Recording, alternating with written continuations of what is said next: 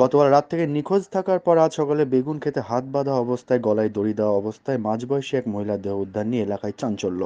ঘটনাটি বহরমপুর থানার অন্তর্গত বাসুদেবখালী অঞ্চলের ফুদকিপাড়া এলাকায়।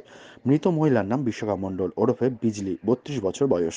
গ্রামের লোকের প্রাথমিক অনুমান, কোনো দুষ্কৃতী মনোভাবাপন্ন ব্যক্তিরা এই গ্রামের ভারসাম্যহীন মহিলাকে ধর্ষণ করে ফেলে রেখে গিয়েছে।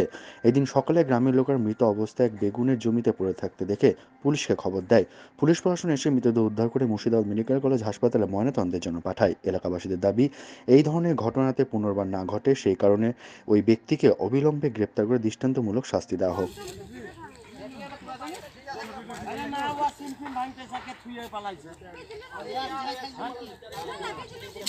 রাত সকাল সন্ধ্যা থেকে পাওয়া যাচ্ছে না। ওকে সন্ধ্যা থেকে 9টা বেজে গেল। 9টার সময় একবার খোঁজ করেছি, তা বলতে মন্দিরে আছে, পুজো হয়েছে। এবার পুজো তারা শেষ হলো, রাত 1টা পর্যন্ত শেষ হয়েছে। দিয়ে আমরা বাড়িতে ঘুমিয়েছি, দিয়ে ওর মা এসে বলছে আমার বিজলিকে তো পাওয়া যাচ্ছে না গো, তোমরা দেখেছো?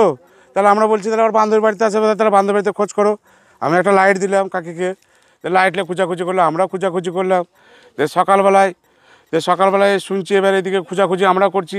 যখন 8টা বেজে গেল, তাও আসছে না বাড়ি। দিয়ে আমরা মাঠে হাতড়াতে লাগলাম। মাঠে দেখছি তো, এসে দেখছি তো বেগুনে ভুয়ে পড়ে আছে।